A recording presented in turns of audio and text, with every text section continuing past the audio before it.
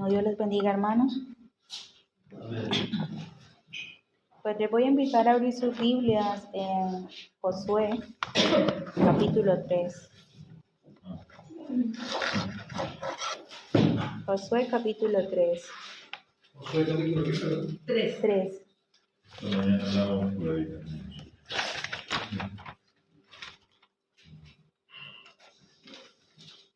Escuchaba el segundo domingo del mes que el pastor predicaba el camino que desciende hacia abajo. Hermosa prédica. Y quedó en mi corazón hablar sobre el río Jordán y qué tipifica en la vida del creyente, del cristiano. Y de eso vamos a hablar hoy. Capítulo 3.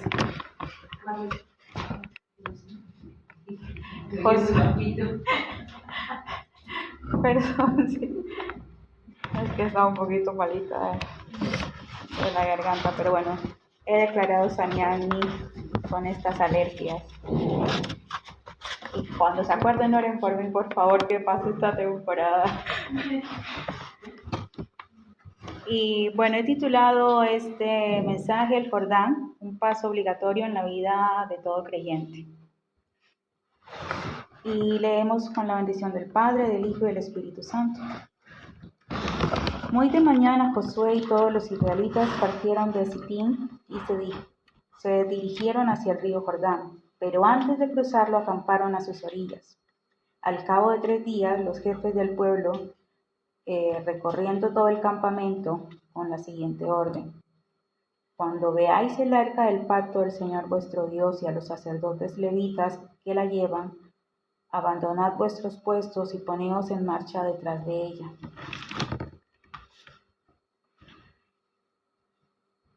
Así sabréis por dónde ir, pero nunca antes habéis pasado por ese camino. Deberéis, sin embargo, mantener como 1 kilómetro de distancia entre vosotros y el arca. No os acerquéis a ella. Josué le ordenó al pueblo: purificaos. En la Reina Valera pone consagraos, santificaos. Porque mañana el Señor va a realizar grandes prodigios entre vosotros. Y a los sacerdotes le dijo: cargad el arca del pacto y poneos enfrente del pueblo. Los sacerdotes obedecieron y se pusieron al frente del pueblo. Luego el Señor le dijo a Josué: este día comenzaré a engrandecerte ante el pueblo de Israel. Así sabrán que estoy contigo como estuve con Moisés. Dale la siguiente orden a los sacerdotes que llevan el arca del pacto: cuando lleguéis a la orilla del Jordán, deteneos. Entonces Josué le dijo a los israelitas: acercaos y escuchad lo que Dios el Señor tiene que deciros. Y añadió: ahora sabréis que el Dios viviente está en medio de vosotros, y que de seguro expulsará a los cananeos, los hititas, los heveos, los fereceos, los gergeseos, los amorreos y los jebuseos. El arca del pacto, que pertenece al soberano de toda la tierra, cruzará el Jordán delante de vosotros. Ahora pues elegid 12 hombres, uno por cada tribu de Israel. Tan pronto como los sacerdotes que llevan el arca del Señor soberano de toda la tierra pongan pie en el Jordán, las aguas dejarán de correr y se detendrán formando un muro. Cuando el pueblo levantó el campamento para cruzar el Jordán, los sacerdotes que llevaban el arca del pacto marcharon al frente de todos. Ahora bien, las aguas del Jordán se desbordaban en el tiempo de la cosecha. A pesar de eso, tan pronto como los pies de los sacerdotes que portaban el arca tocaron las aguas, éstas dejaron de fluir, formaron un muro que se veía a gran distancia, más o menos a la altura del pueblo de Adán, junto a la fortaleza de Zaretán. A la vez dejaron de correr las aguas que fluían en el mar de Arabá, es decir, el mar muerto, y así el pueblo pudo cruzar hasta quedar frente a Jericó. Por parte de los sacerdotes que portaban el arca del pacto del Señor, permanecieron de pie en terreno seco en medio del Jordán, mientras todo el pueblo de Israel terminaba de cruzar el río por el cauce totalmente seco. Y si leemos el versículo Josué 4:20, al 24,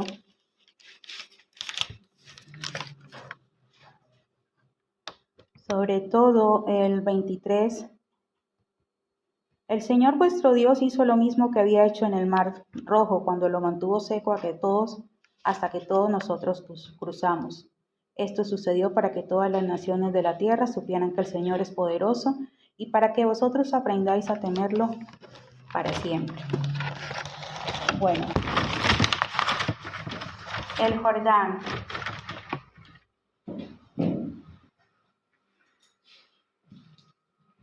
Su significado bíblico, como lo mencionó el pastor, significa que baja o que desciende. Y como decía el pastor, sí, es uno de los ríos más bajos del mundo. Pero me llamaba también la atención el significado en el diccionario español.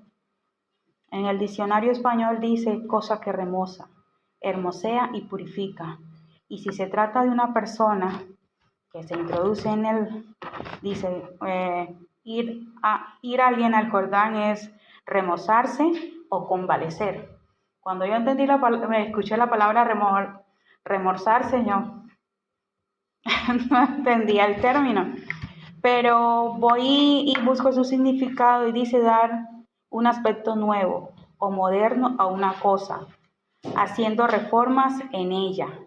Y en el caso de una persona, pues transformarla, rejuvenecerla.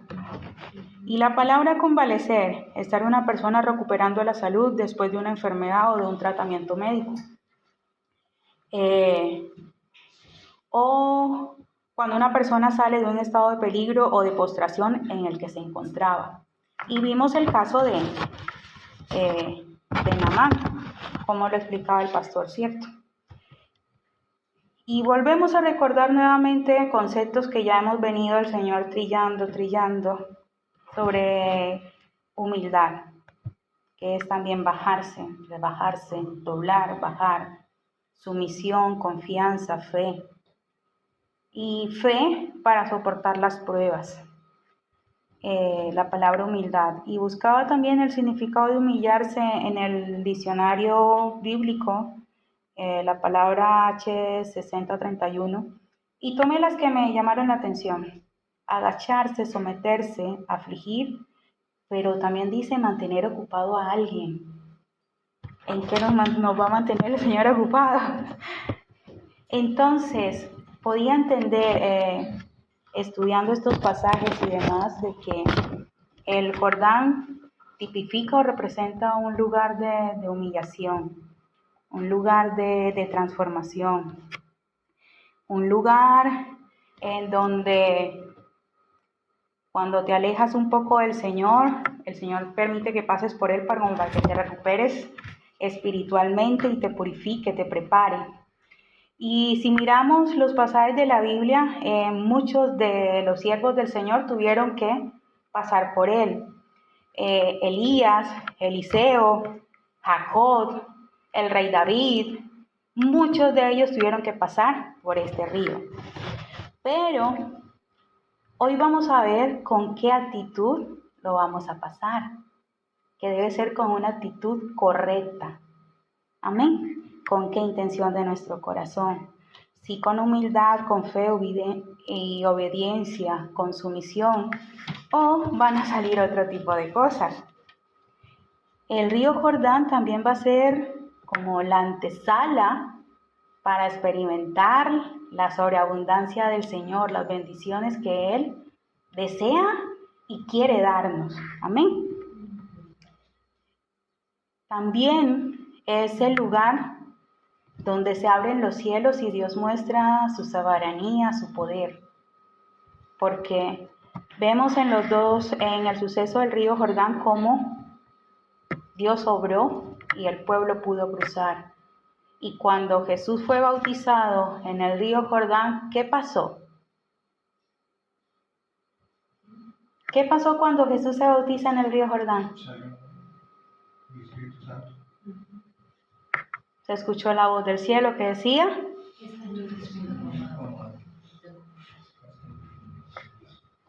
Y lo podemos encontrar en Mateo 3:16 y dice así, y los cielos fueron abiertos. Entonces, cuando estamos pasando por el Jordán, los cielos son abiertos y vemos, manifiesta el poder, la obra de Dios en nuestras vidas. Y así como el Señor Jesús fue bautizado y vino, ¿qué? El Espíritu Santo. Entonces, cuando pasamos por el Jordán también hay bautismo y hay llenura del Espíritu Santo en nuestras vidas. Juan el Bautista, ¿en dónde ejerció su ministerio? En orillas del Jordán. Amén. Entonces es un lugar donde miras y pones la presencia de Dios como guía. Desarrollas tu fe, pero no una fe blandita, no una fe, sino como el Señor nos ha enseñado últimamente, a ejercitarla, a fortalecerla, a tenerla tonificada, fuerte. Amén. Y como decíamos, es un lugar de transformación. ¿Por qué? Porque nos va a consagrar, nos va a santificar, te va a purificar. Es donde vas a alcanzar madurez.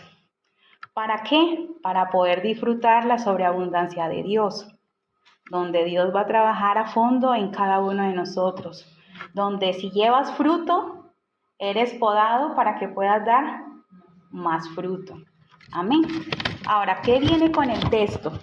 Si vemos el capítulo 3, los israelitas ya estaban listos para saltar de un tiempo de que estaban en el desierto para entrar y estar ¿en dónde? En la tierra prometida, ¿cierto? Están listos para experimentar lo mejor de Dios para ellos. Pero ¿cuál era el obstáculo que ellos tenían? El río, ¿cierto? Y Dios le pide que avancen. A mí me llama la atención porque yo leí el texto y Dios le pide que avance en un tiempo en el que el río está desbordado. No se los pidió cuando podían caminar, pasarlo a pie o a nado, sino cuando estaban las aguas muy caudalosas. Exacto, ahí estaba probándolo para poder pasarlo. Y vamos a ver con qué actitud lo hicieron, si fue con la actitud correcta o no. Entonces, el plan de Dios para nuestras vidas es que no nos quedemos atrapados o estancados en nuestro caminar y en nuestra relación, en nuestro diario vivir con Él, sino que quiere que avancemos hacia algo mucho mejor, lo que Él nos promete. Ahora, por unos minutitos pensemos y quedémonos con esta preguntita al final también del mensaje. ¿Cuál es el mayor obstáculo que te estás enfrentando ahora mismo y te impide avanzar hacia tu bendición? No lo sé, puede ser que estés luchando con un vicio, que el Señor te muestre y te revele con algo de tu carácter, si es el enojo, que te airas fácilmente, que necesitas dominio propio. Pide al Espíritu Santo. Yo ya el Señor ya ha empezado a hacer la tarea de mí, ya la estoy haciendo. ¿Cuáles son esos obstáculos que me impiden ver y alcanzar esa bendición? Bueno, sí. Entonces, vamos a analizar ambas experiencias. En Josué 4:20 al 24, Josué menciona, dice, mira, así como el Señor abrió ambos, en el Mar Rojo y en el río Jordán. ¿Y con qué actitud los pasaron ambos? Y esa la pueden encontrar por si están tomando nota alguno o algo. El Mar Rojo, la lectura está en Éxodo 14 del 8 al 22. Y 40 años después está la del Jordán, Josué 3 del 6 al 17. Bueno, primero fue la del Mar Rojo, cuando salen de Egipto. Entonces, cuando en Éxodo, en el Mar Rojo, ¿qué dejaron atrás los israelitas? Es que la de Éxodo fue la de Moisés. Sí, fue la de Moisés. Y la del Jordán la cruzaron con Josué. Ahora, ¿qué dejaron atrás los israelitas antes de cruzar el Mar Rojo? Egipto, la esclavitud, la prisión, ataduras, sus dioses, las cebollas.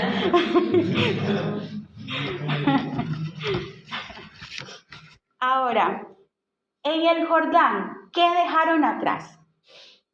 ¿Qué estaban dejando atrás para cruzar el Jordán? El desierto. El desierto es el lugar de formación, de quebrantamiento, de crecimiento. Allá conocieron a Dios, ahí sufrieron, lloraron.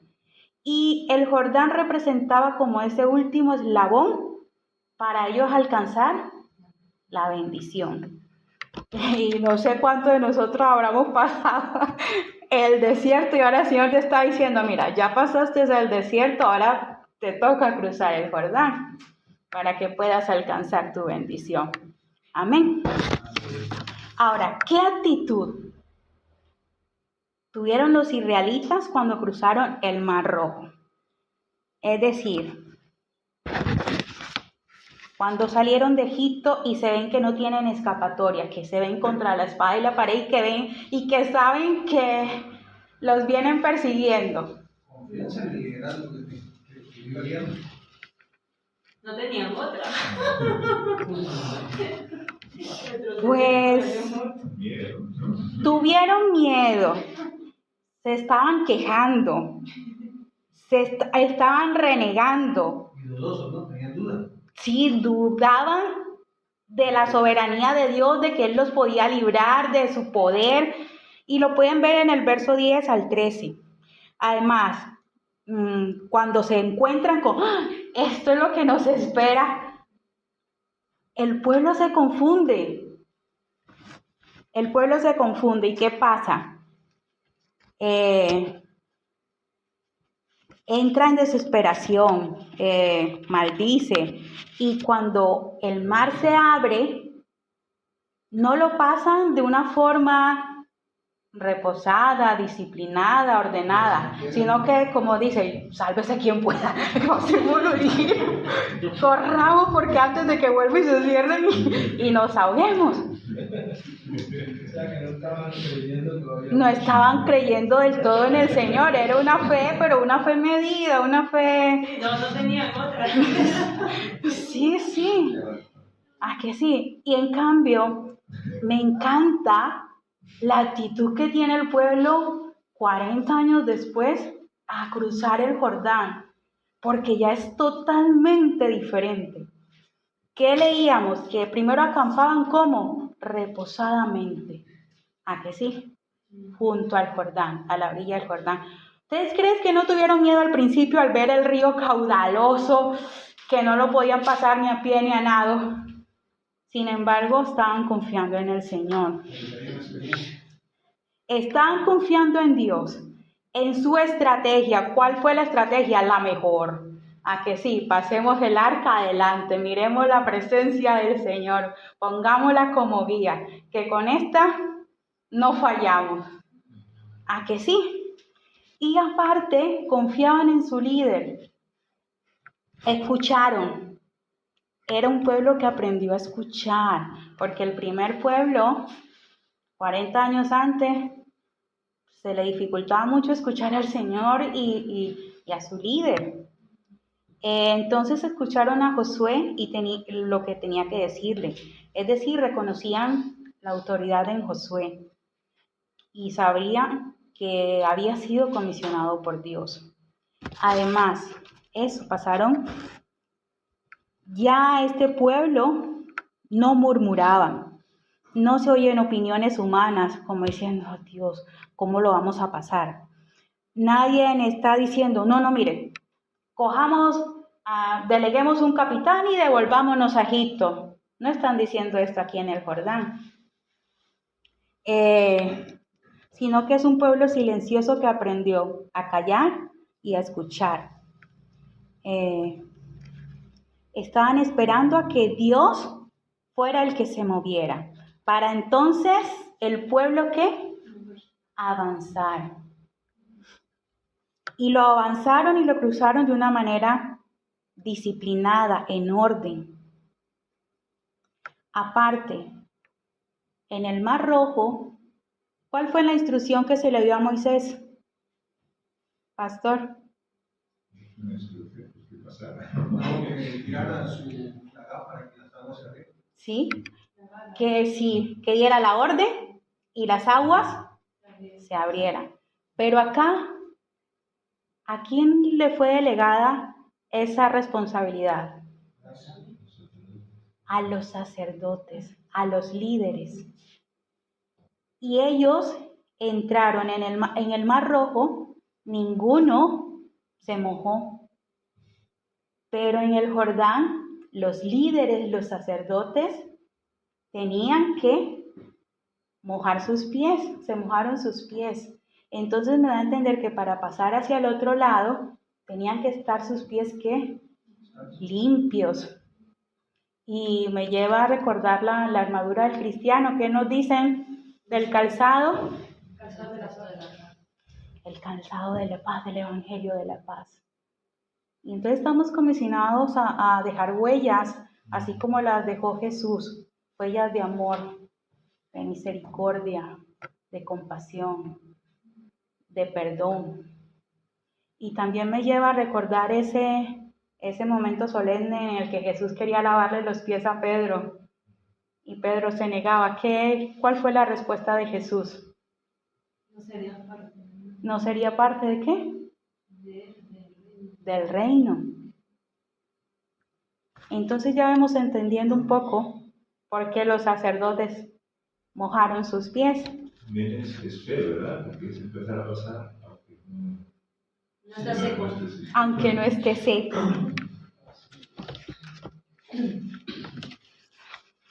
Bueno, ya dijimos cómo se abrieron las aguas. Ahora,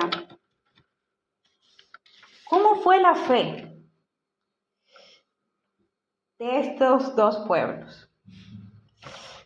Durante el Mar Rojo, la travesía de cruzar el Mar Rojo, la fe del pueblo de Israel fue una fe de subsistencia. Si veo, creo. ¿A que sí?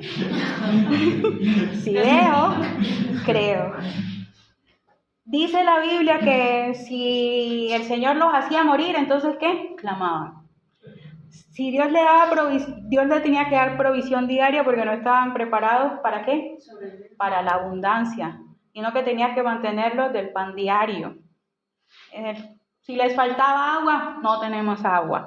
Es decir, todo el tiempo había queja y siempre estaban clamando como el niño, al niño pequeño a la madre, ¿cierto? Mami, mami, mami. Así estaba el pueblo de Israel. Y claro, bueno, el Señor en su misericordia le respondía y le respondía a sus peticiones.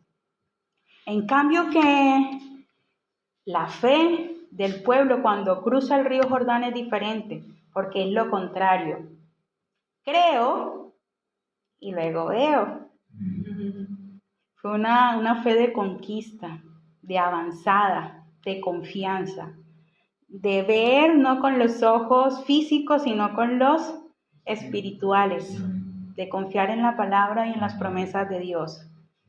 Entonces yo le pido al Señor, ayúdame a tener la fe del pueblo de Israel 40 años después cuando pasó el Jordán.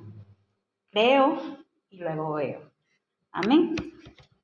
Y algo que me llama la atención es que cuando el pueblo pasa el Jordán, en el capítulo 5, del verso 11 al 12, dice que al momento que cruzaron el Jordán, el maná cesó.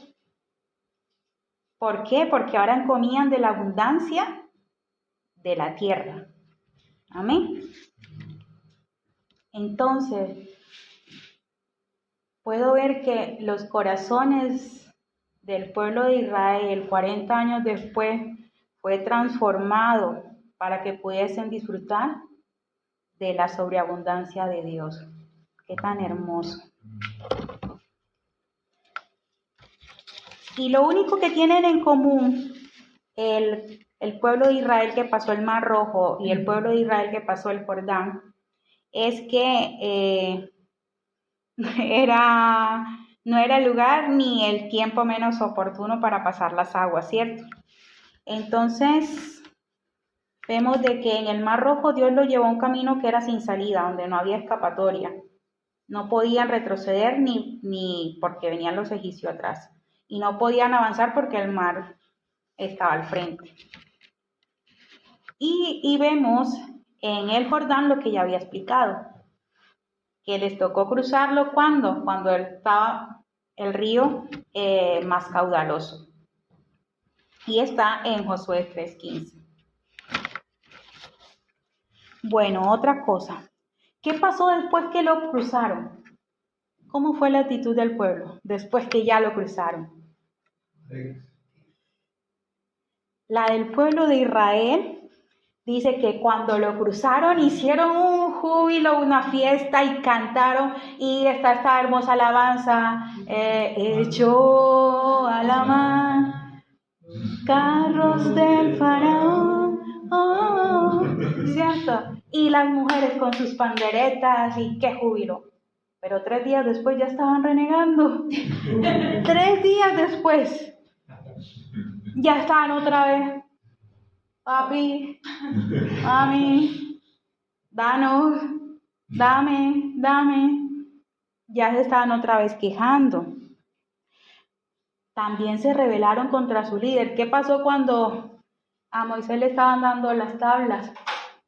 Hicieron un ídolo. Hicieron un ídolo.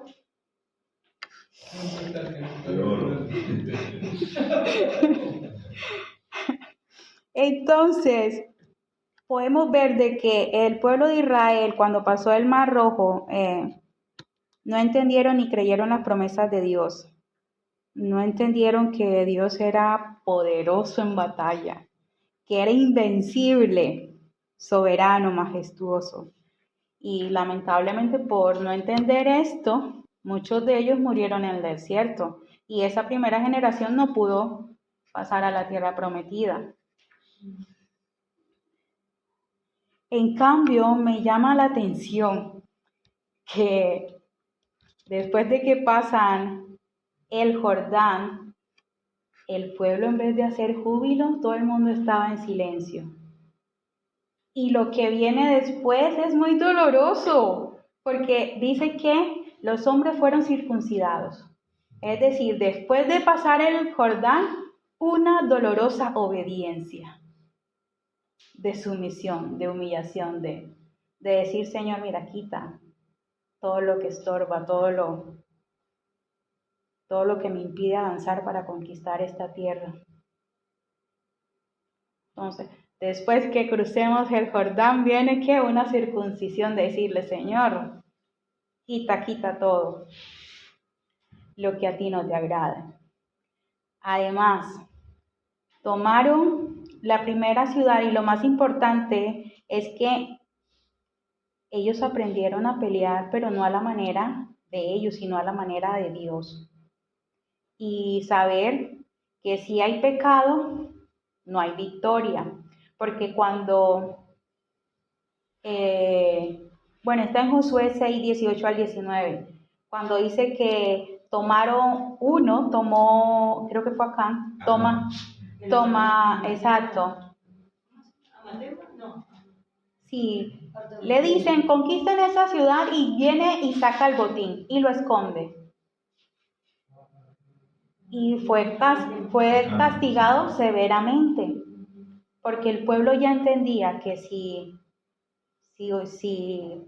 ofendía al Señor, Dios se iba a alejar de ellos y no iban a tener la victoria. Y podemos ver en todo el libro de Josué que fue Dios quien peleó por ellos y que fue Dios quien dio la victoria al pueblo de Israel. Entonces, ¿con qué actitud vas a pasar tu Jordán? ¿Con la actitud de obediencia, de sumisión? ¿O vas a pasarlo con la actitud con la que lo pasaron el pueblo de Israel, el Mar Rojo? Y, por ejemplo, de Naamán, me llama la atención que en su camino a sumergirse al Jordán, no solamente fue transformada su apariencia física, sino que también el Señor tuvo que tratar su mal carácter, ¿cierto? Su impaciencia, su incredulidad, la percepción equivocada que tenía, porque él creía que era el Dios de Eliseo el que lo podía sanar, porque no era su Dios en ese entonces. Y luego que dice, he aquí, yo decía, pero ahora que conozco. Entonces, una vez más el Señor está diciendo, mira, necesitas tener humildad, sumisión, obediencia y una actitud correcta. Y el último ejemplo que voy a colocar es del rey David. El rey David cuando sufre un golpe de estado por su propio hijo, Absalón, y dice, mira, quiero derrocarlo, quiero ser rey. Él huye y también le toca cruzar el río Jordán. Y lo pueden leer en casa en 2 de Samuel, el capítulo 15, 16, 17, que habla sobre esto. Y yo veía la actitud del rey David y también fue una actitud de humildad, de sencillez, de confianza en el Señor. Y cuando lo pasa, veo de que tanto él como su pueblo, su gente, Dios le da la victoria. Dios le provee en abundancia, le da la provisión, porque no le faltó el pan, no le faltó la comida, no le faltó la protección.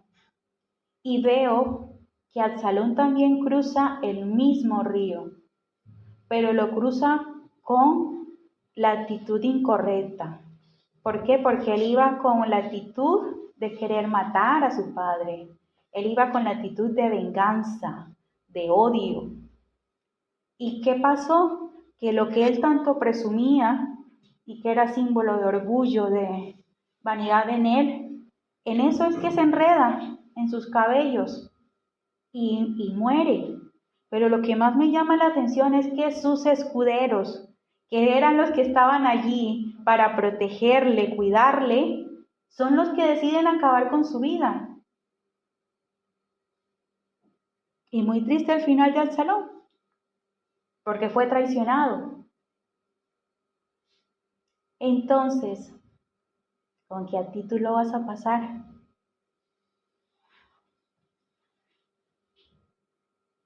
Para poder llegar a esa bendición que Dios tiene preparada para ti. Como Absalón, como el pueblo de Israel cuando pasó el Mar Rojo, o como el pueblo cuando pasó el Jordán, y como Dios transformó la vida de Naamán cuando se sumergió. Y vuelvo a repetir la misma pregunta. Entonces, ¿cuál es tu mayor obstáculo que te está impidiendo avanzar hacia la bendición? Y con esto concluyo. Que Dios nos ayude a tener esa actitud, la actitud correcta, que quite de nosotros la arrogancia, la altivez, la altanería, y que ponga en nosotros una fe de conquista, de avanzada, y no una fe de subsistencia. Y porque es lindo todo como de esta generación, de esta última generación que pasó con Josué, dice la Biblia que el Señor se agradó de ella. Qué lindo, qué hermoso que el Señor también se agrade con nuestra actitud hacia Él. Amén. Amén. Oremos al Señor y me viene a la mente esta alabanza de Nancy Ramírez, el alfarero. No sé si se la... Un día orando le dije a mi Señor, tú el alfarero y yo el barro soy, moldea mi vida a tu parecer, haz como tú quieras, hazme un nuevo ser. viejo no me gustas, te voy a transformar. Y en un vaso nuevo te voy a transformar. Pero en el proceso te voy a hacer llorar. Porque por el fuego te voy a hacer pasar. Quiero una alabanza cuando todo va mal. Quiero tu confianza en la adversidad. Y quiero que aprendas también a perdonar. Oh Señor que estás en los cielos, te adoramos, Señor, y te bendecimos. Gracias, Señor, porque sabemos que tenemos un Dios todopoderoso en batalla, que pelea por nosotros, que va delante nuestro y que nos dice que estemos quietos, que tú eres quien pelea.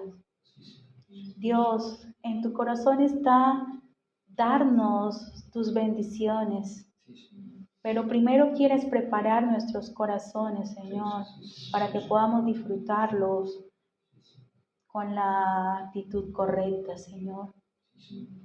Padre, tú sabes que estorba para que lleguemos a ella, Señor. Mientras estamos en el proceso de cruzar el Jordán, Señor, pon la actitud correcta en nosotros, Dios, de sumisión, de obediencia, Señor, de poner la mirada en ti, sabiendo, Señor, de que si tú vas delante nuestro, Señor, si avanzamos en la dirección correcta dentro de tu propósito, llegaremos, Señor, a donde tú nos quieres llevar, Señor. En el nombre poderoso de Jesús. Quita, Señor, lo que obstaculiza, Señor, tu bendición en nuestras vidas, Señor. Ayúdanos, Señor, a seguir creciendo en nuestra fe. Que no sea una fe de subsistencia, Padre, sino que podamos creer, Padre, con toda certeza de que tú eres soberano, majestuoso, grande en batalla.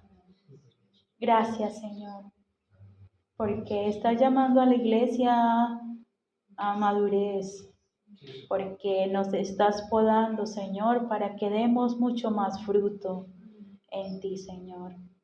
Gracias, Señor, por lo que estás haciendo en cada uno de nosotros y lo que seguirás haciendo, Señor. Que la palabra, Señor, sea guardada en nuestros corazones, Dios, y esta germine y dé fruto. En el nombre de Jesús. Amén y amén. Amén.